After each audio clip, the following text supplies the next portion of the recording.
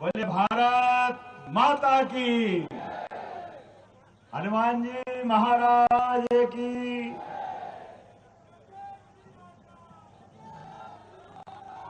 महाकाल इधर से बोले तो फिर सभी की आवाज आना चाहिए। मेरे साथ सब बोलो, जय श्री महाकाल।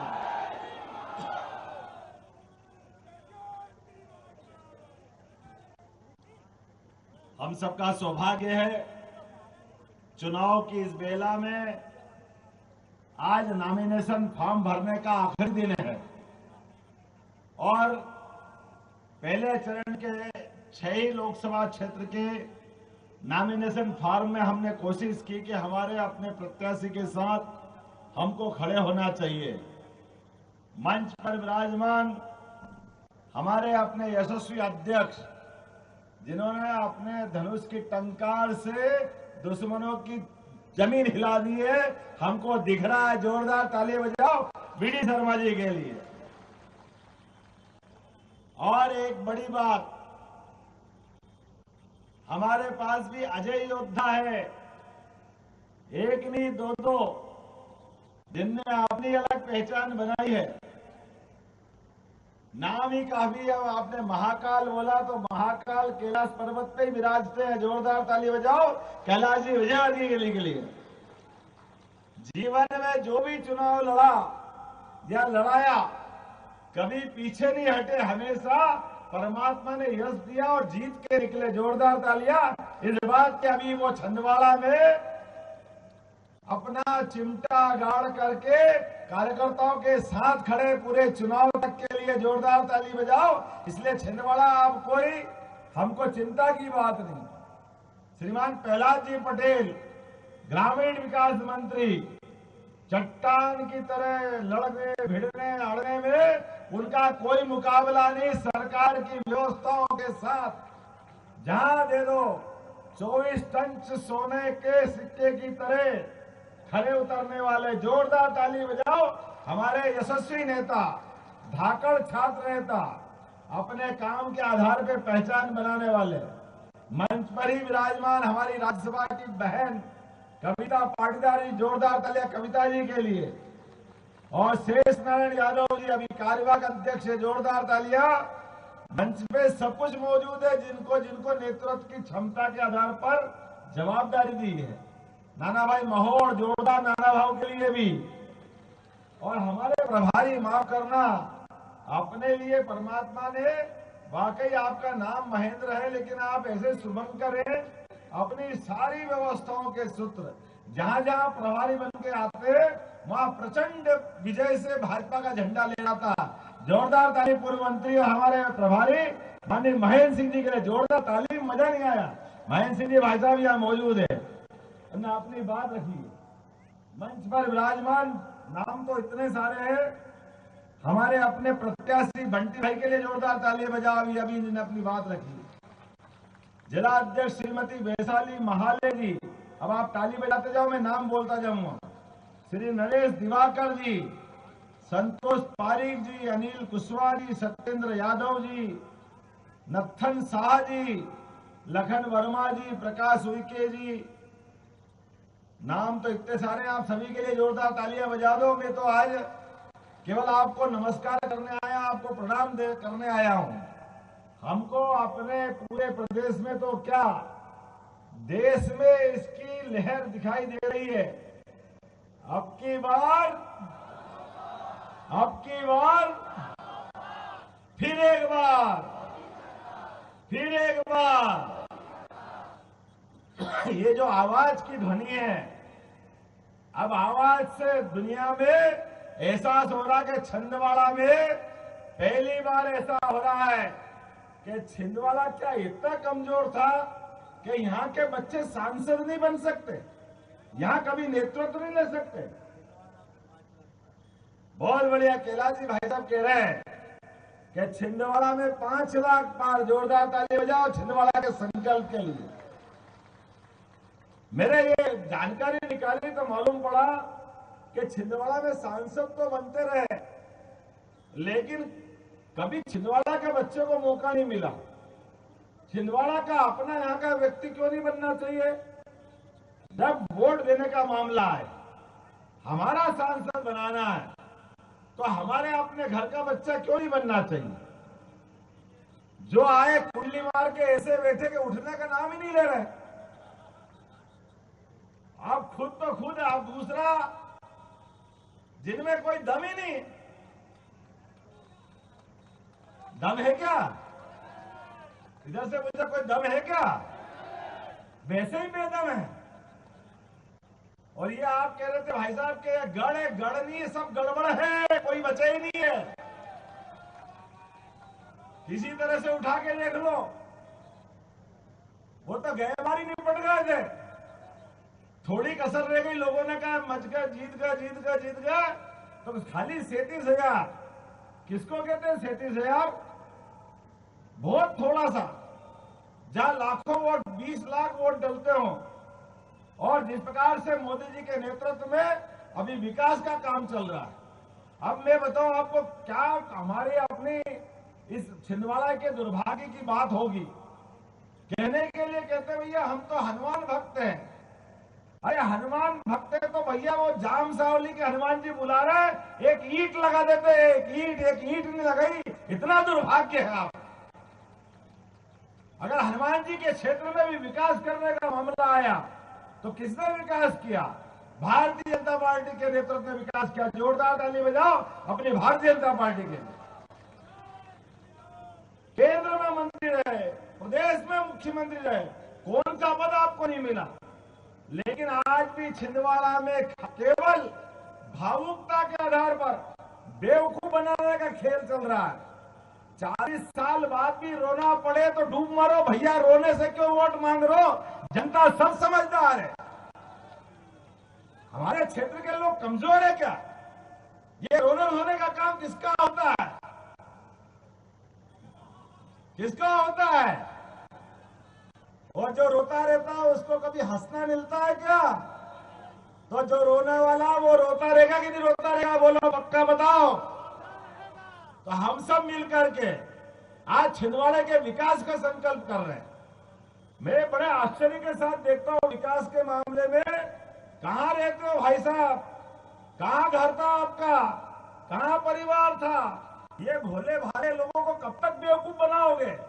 पूरा जीवन आपने बना लिया और कम पड़ा तो बेटे को लिया है। बड़े दुर्भाग्य के साथ कहना पड़ रहा। कोई राजा महाराजा हो क्या? ये जमाना गया, जनता सब जानती है। और अब तो मोदी जी का जमाना है, 56 इंच के सीने वाले का। जोरदार ताली बजाओ, मोदी जी का जमाना है। तुमने जिसके घर के जय जयकार करे उसी के ठिकाने नहीं पड़े। पिछली बार उत्तर प्रदेश में भाग करके केरल तक गए, वो तो समुद्र आगे तुम वहां टिक गए। ये तो पता नहीं कहां जाना पड़ता। ये नरेंद्र मोदी जी का समय है, मामूली बात नहीं है। जिस प्रकार का समय चल रहा है, अब ऐसे बेवकूफ बना दोगे। पहले जनता को बेवकूफ बना के मुख्यमंत्री बन गए और फिर दुनिया में छिंदवाड़ा मॉडल। अरे क्या दिया छिंदवाड़ा मॉडल में? कोई 5,000 लोगों का एक कारखाना खोल देते।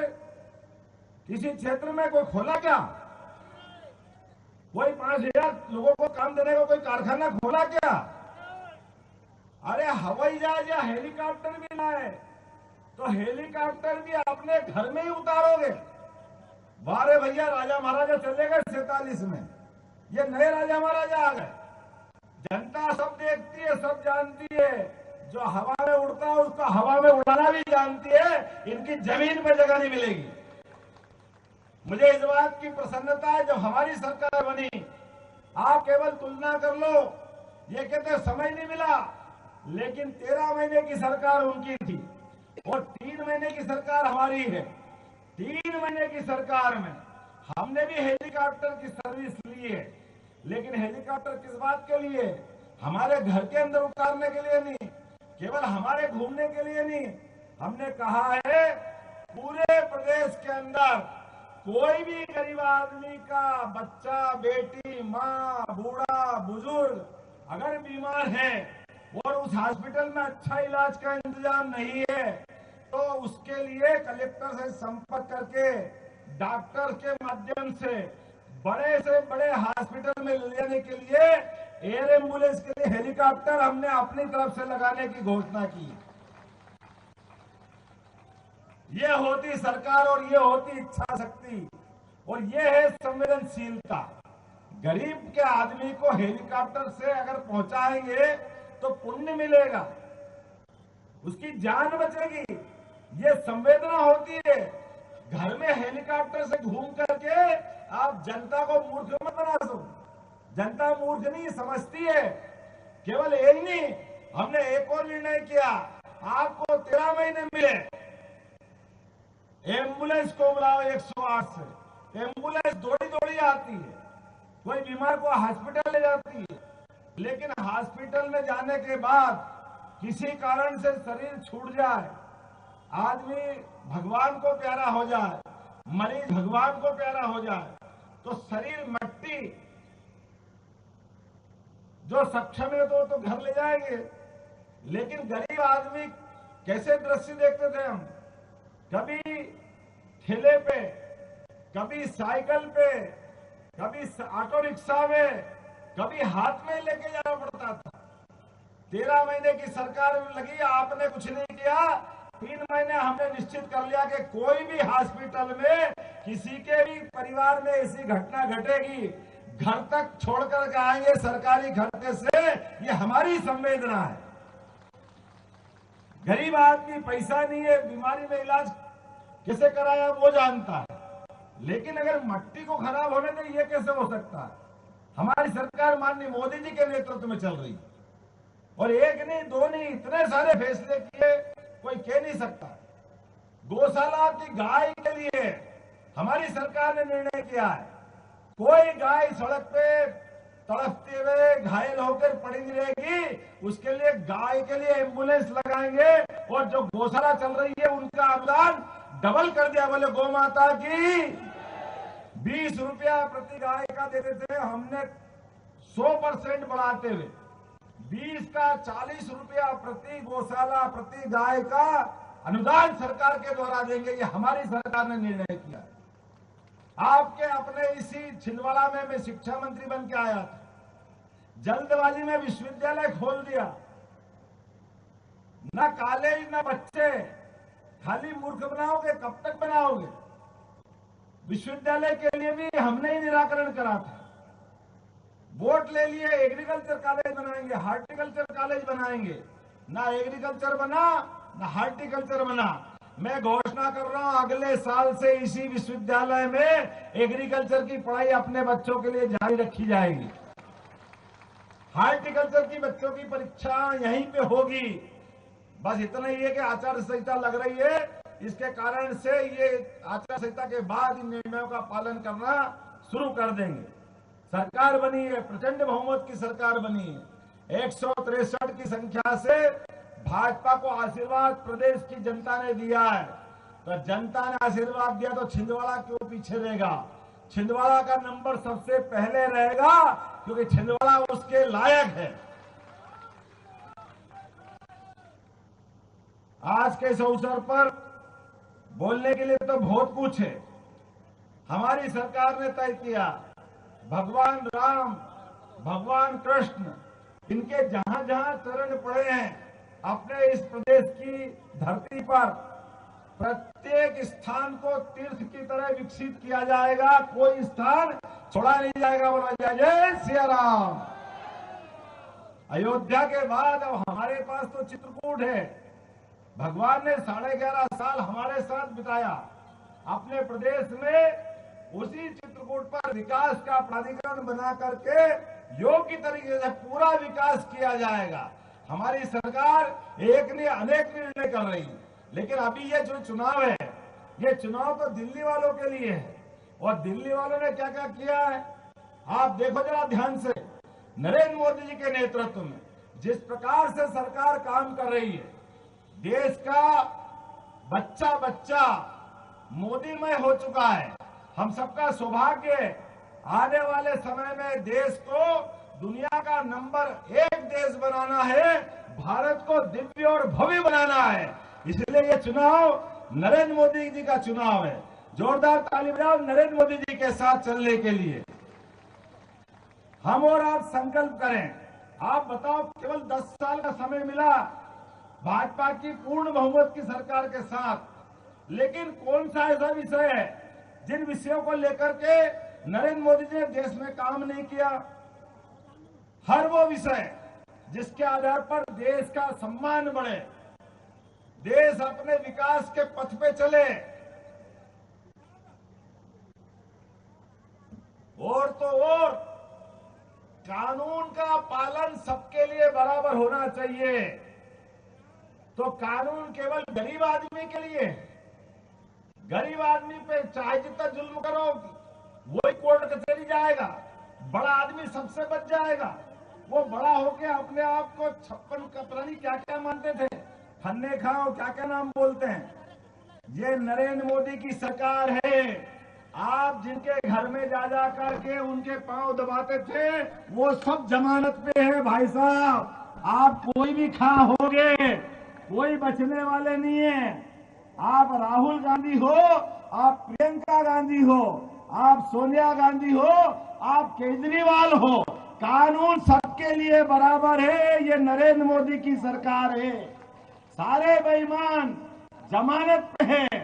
ये मौका इसलिए आया है, हम भगवान राम को मानने वाले हैं, हम राम राज्य लाना चाहते हैं, और राम राज्य की पहली शर्त कानून सबके लिए बराबर होना चाहिए।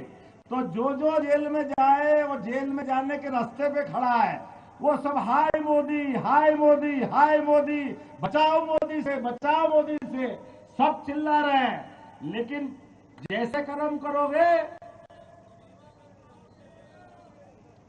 जो आपने बोया है, आवाज नहीं आ रही है, जो बोलोगे, आपने जो करा वो भुगतना तो आपको है। इतना मूर्ख बनाया, इतना मूर्ख बनाया। अरे भगवान राम के मंदिर को लेकर हिंदू मुसलमान को लड़ाया, भगवान राम के मंदिर को लेकर के जन्म स्थान को लेकर विवादित बनाया, और वो किस देश में? भारत देश में। 90 के दशक की याद करो, लगातार जब भी बात निकली भगवान राम के मामले में कुछ मत करना, बवाल हो जाएगा, खून की नदियां बह जाएगी। ये उसी प्रकार से जो जम्मू कश्मीर के मसले में हुआ था, धारा 370 हट जाएगी, कांग्रेस के नेता पता नहीं देश में बवाल आ जाएगा। हमें गर्व है इस बात का, अयोध्या का भगवान राम का गगनचुंबी मंदिर बना है, शिलान्यास भी हुआ और लोकार्पण भी हुआ। और क्या हिंदू मुस्लिम एकता के साथ हुआ? जोरदार ताली बजा करके जोर से बोलो जय जय सिया राम। अब देश की दुनिया जनता इनको माफ करेगी क्या? हमारे देवी देवता का वर्षों तक आजादी के बाद जन्म स्थान पे मंदिर नहीं बना सकते। धारा 370 के माध्यम से 40,000 लोगों का, निरपराध लोगों के अगर हत्याएं हुई है, यह कलंक कांग्रेस के माथे, कमलनाथ के माथे, क्योंकि आप भी उस सरकार में मंत्री थे, आप भी सांसद थे। ये निरपराध लोग क्यों मारे गए? क्योंकि अक्षम लोग सरकार चला रहे थे। हमारे देश के बॉर्डर पर सैनिकों के सिर काट के ले जा रहे थे। ये पाप क्यों हो रहा था? क्योंकि नकारा सरकार दिल्ली पे राज करती रही। मुझे इस बात की प्रसन्नता है, अब ये नरेंद्र मोदी जी का समय है। पाकिस्तान के बाप की मजाल लिए कि बॉर्डर के इस पार कुछ करके देख ले, वो घर में ही निपट ले, वही बहुत है। उसकी जो हालत हुई है वर्तमान के समय में, हमारे दुश्मन पाकिस्तान के अंदर भी अब सुरक्षित नहीं है। ऐसा मजबूत देश बनाने के लिए हम और आपको संकल्प करना पड़ेगा। और मध्य प्रदेश तो वो धरती है जो जनसंघ के जमाने से राष्ट्रवादी दल को हमेशा विजय बनाती है। एक बार पटवा जी को आपने विजय बनाया, लेकिन दुर्भाग्य के साथ अभी अगला नंबर नहीं आया। अब की बार मोदी जी अपनी सरकार बनाए तो दुनिया में भारत की धाक और साख दोनों बनाने के लिए हम और आप तैयार हैं? अगर तैयार है तो अपने स्थान पे खड़े हो जाओ। छिंदवाड़ों को भी जिताना पड़ेगा। भारी बहुमत से नरेंद्र मोदी जी के हाथ मजबूत करना पड़ेंगे। गली गली, गांव गांव, मोहल्ले मोहल्ले आपको स्वयं को नरेंद्र मोदी बन के जाना पड़ेगा। आप सब तैयार हैं? इधर से आवाज आए, तैयार है? तो बांधो मुट्ठी और बोलो जय जय सिया राम। भारत माता की, भारत माता की। बहुत बहुत धन्यवाद। भारत माता की जय। सब लोग बैठ जाइए। अभी बहुत बहुत धन्यवाद माननीय मुख्यमंत्री